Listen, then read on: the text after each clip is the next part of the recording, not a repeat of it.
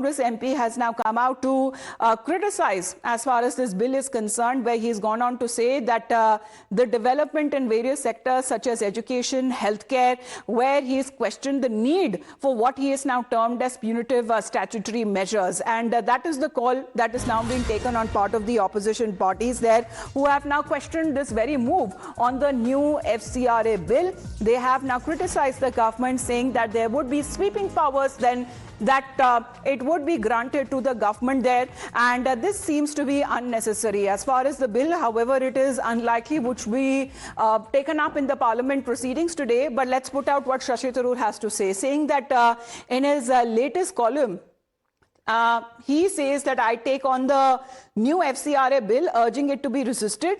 He said that it is a profound injustice to subject institutions that have devoted generations to India's development, education and healthcare to such punitive statutory mechanisms. And this seems to be a column that he has now written, and calling it for it to be opposed. So let's connect with Nyamika on this. Nyamika, we are now looking at the sentiment that the opposition is trying to portray, saying that this legislation could unfairly impact institutions that have contributed to India's development.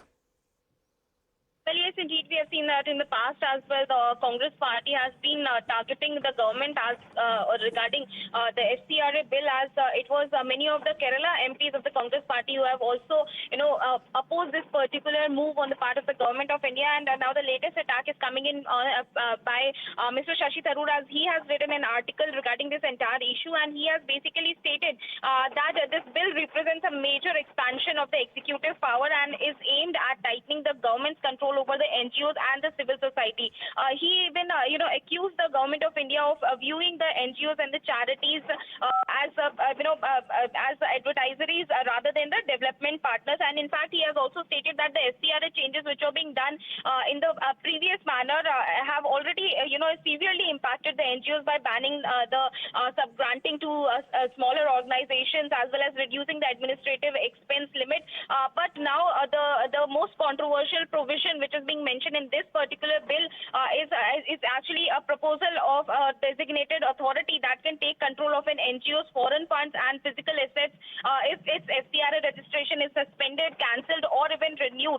Yes. So basically, the Shashi Tharoor, who has written this particular article, he has stated that the government would also gain powers to fix the timelines for receiving and spending the foreign funds, limiting the NGO's financial flexibility. So all of these points have been mentioned by Shashi Tharoor in this particular article which he has written, as in fact he has also stated that it would particularly affect the Christian-run institutions such as hospitals or schools, especially in Kerala. So that is the only reason why we have seen that how the Congress MPs from the state of Kerala have been continuously criticizing the government for bringing in the FCRA amendment bill in the parliament. Absolutely, because the proposed powers of the designated authority, that seems to have become the biggest point of contention by several NGOs, churches, civil society organizations who have expressed concern that the assets created over many years using foreign contributions could actually come under the authorities' control if organization actually loses or fails to renew its FCRA registration. Nyamika, thank you very